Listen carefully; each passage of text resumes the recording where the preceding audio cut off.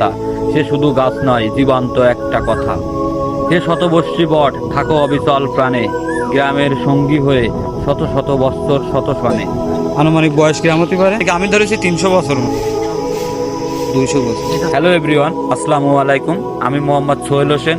আজকে আমি আছি আপনাদের সঙ্গে 200 বছরের প্রাচীন এক বটগাছ নিয়ে, যে গাছটি অবস্থিত যশোর জেলা কেশবপুর থানা 9 নম্বর ইউনিয়ন ভেক্সি গ্রামে।